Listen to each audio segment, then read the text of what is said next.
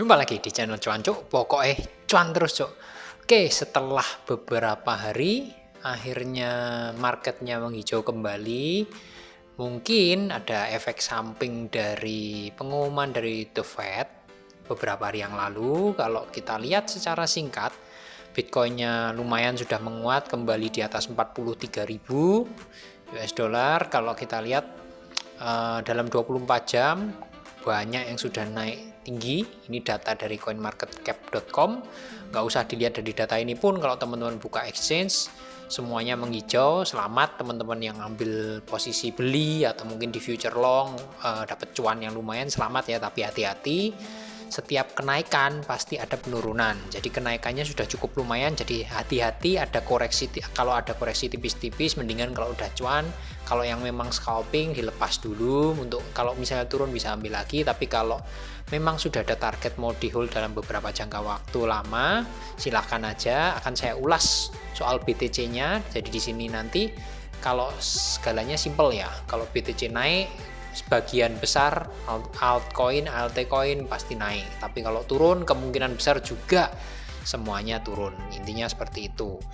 Kalau kita lihat dari pengumuman dari The Fed beberapa hari yang lalu, bukan pengumuman sih, lebih ke pernyataan-pernyataan tipis-tipis sebetulnya ya, yang membuat marketnya jadi hijau. Jadi memang si Mas Powell ini dari The Fed, ketuanya The Fed itu akan merilis reportase laporan seputar digital currency-nya dari US dollar. Digital versi US dollar versi digital segera dalam beberapa minggu depan. Laporannya seperti apa kita nggak ngerti, cuman itu membuat market jadi hijau sementara ini. Terus apa sih sebetulnya isi dari info dari Mas Powell ini? Dari Mas Powell ini infonya gimana? Jadi poinnya adalah mau merilis laporan mengenai digitalisasi US dollar. Kita nggak ngerti itu berakibat positif atau negatif nantinya. Cuman ada juga yang perlu digarisbawahi adalah Desember kemarin. Jadi kalau kita ngomong US dollarnya dibuat digital dari pemerintah, otomatis gimana nasibnya stablecoin yang ada sekarang? Ada BUSD, USDT, USDC, DSB, DSB ya intinya. Apakah itu akan jadi suatu persaingan atau malah ditekan stablecoinnya atau gimana? Nah, kalau kita lihat ke Desember, dia Mas Powell ini ngomongnya adalah saying they could be useful. Jadi bisa jadi mereka akan berguna kalau properly regulated, kalau dikasih aturan yang baik, dikasih aturan yang jelas. Nah, di sini adalah poinnya. Jadi kita nggak ngerti ke depannya ini, minggu ke depan apakah akan membawa dampak yang hijau atau merah, kita harus tunggu. Cuman clue-nya ada di sini. Ketika ini akan diregulasi, kita akan lihat arahnya akan kemana. Mudah-mudahan sesuai dengan omongannya Powell ya. Kalau private coin bisa berkompetisi, bisa berdampingan dengan uang digitalnya The Fed, US dollar digital. Makanya kemarin marketnya bereaksi positif dan hijau, mungkin karena sebagian besar menganggap ini hal yang positif ya. Dengan momen digitalkan dolar, otomatis pemerintah terutama The Fed lebih adem lagi terhadap kripto. Jadi lebih positif beritanya. Dan kalau kita hubungkan dengan teknikal, di sini adalah teknikal dari BTC. Saya ambil time frame mingguan, weekly.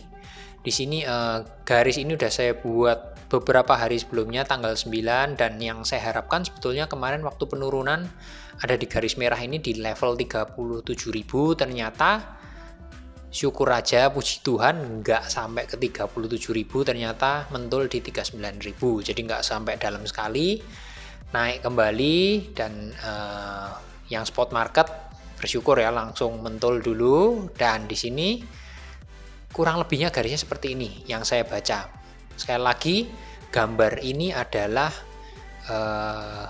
prediksi atau analisa saya murni hanya menggunakan CCI 50. Jadi akan banyak istilahnya gambar-gambar lain. Kalau teman-teman pakai analisa sendiri-sendiri, bisa dengan pola, bisa dengan indikator, apapun itu. Jadi ini murni analisa saya hanya berbasis CCI 50 ya. Itu yang perlu digarisbawahi. Jadi belum jelas, nggak mutlak bener intinya. Orang ini aja kemarin ternyata prediksinya meleset 37, ternyata 39 mentul. Tapi kurang lebih arahnya seperti ini dari CCI 50. Jadi di sini setelah mantul di sini dan tembus di garis 35.000,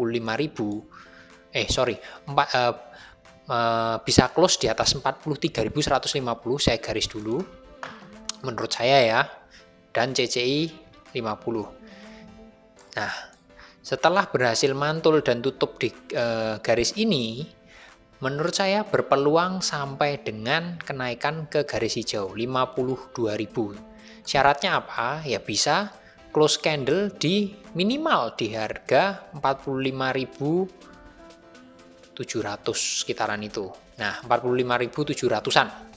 Kalau candlenya bisa ditembusin lagi, close di atas 45.700-an, itu baru berpeluang lebih lanjut ke 52.000. Apakah cuma di situ aja? Enggak, masih ada lagi halangannya di sini, sekitaran 49.600 ya. Mungkin di weekly ini nggak akan kelihatan, tapi kalau time frame-nya dikecilin di daily akan kelihatan. Jadi ada 3 poin setelah ini harganya di 43.000 ke atas, 43 di atas 43.150. Selanjutnya ada di 45.500-an dan next di 49.600-an sebelum kalau tembus semua di 52.000. Sekali lagi proyeksi dari CCI 50-nya adalah ketika nyentuh 52.000 ada kemungkinan turun longsor kembali. Longsornya di mana? Kalau kita lihat di sini digeser 20.000. Mudah-mudahan nggak terjadi, mudah-mudahan ini salah. Karena ini juga semua masih tergantung berita ya. Cuman proyeksinya CCI seperti ini yang pengen saya jelaskan. Nah, apakah langsung jatuh ke 20.000? Ya enggak, yang tadinya resisten ini akan kembali menjadi support. 49 kalau sampai ke 52 jadi 49.600 ini jadi support. Terus 45.500 jadi support, 43.150 ini jadi support lagi. Dan setelah tembus di ini bukan garis 37, otomatis di 39 kalau ini beneran naik 39.000 itu akan menjadi support berikutnya. Kalau tembus ke bawah masih ada yang ini ya, di kisaran sekitaran 29.000 sampai 30.000. Bakal mantul dulu terus turun. Intinya seperti itu, nggak langsung losor turun. Itu dari CCI 50. Dan secara singkat kenapa kok saya bisa menggambarkan seperti ini? Karena kembali lagi pertimbangan saya adalah sejarah bisa berulang. Kalau kita cek ke belakangnya, ini pernah terjadi di CCI 50 mingguan, time frame mingguan. Nah, ini terjadinya di sini. Kalau teman-teman lihat, kebiasaannya dari CCI 50 time frame mingguan di BTC itu 5 titik dari garis 0 di CCI 50 ini adalah support ataupun resisten yang cukup kuat, peralihan dari bullish ke bear dan begitu juga sebaliknya. Nah, ketika terjadi di sini ini juga sama. Jadi turun dulu grafisnya, kalau saya jelasin di sini biar kelihatan teman-teman. Turun dulu di garis 0 ke bawah seperti ini di sini, dan mantul naik kembali ke garis 0 di sini. Akan saya gambar garis biar jelas titik nolnya. Nah, di sini,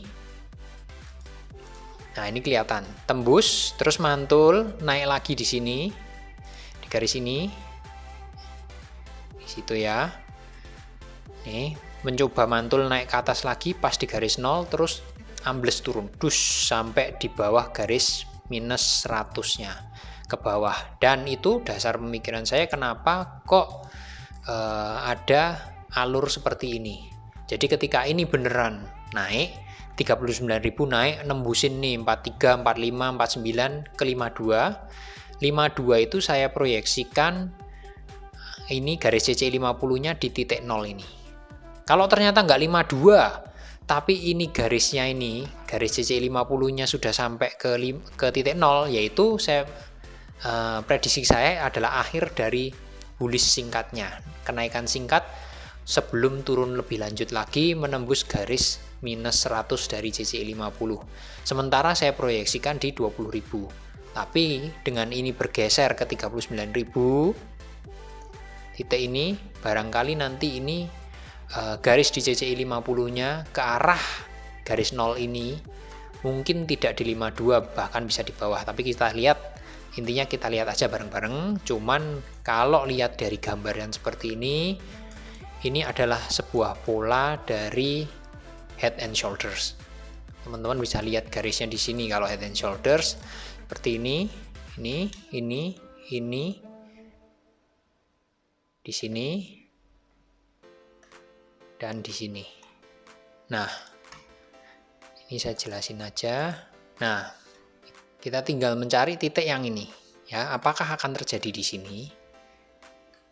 Itu yang kita tunggu. Mudah-mudahan ini tembus ke atas 52 biar formasinya berantakan. Tapi kita hanya bisa tahu dari waktu. Dan ini yang terjadi singkatnya, nikmati dulu kenaikan singkat ini. Ya nggak singkat ya, mudah-mudahan naik terus sampai dengan 52.000. Dan kalau udah seperti ini, apapun posisinya sementara ya, per detik ini saya buat tanggal 13 Januari jam 4 sore itu masih bull, penguatan terbatas sampai dengan 45.500. Kalau break 49.600, break lagi 52. Itu poin-poinnya, mudah-mudahan bermanfaat. Dan silahkan bagi teman-teman yang mau scalping, berarti yang di spot market juga kalau posisi long gini silahkan bisa scalping. Kalau misalnya turun, silahkan ambil di ETF. Segitu dulu, mudah-mudahan bermanfaat. Salam cuanco.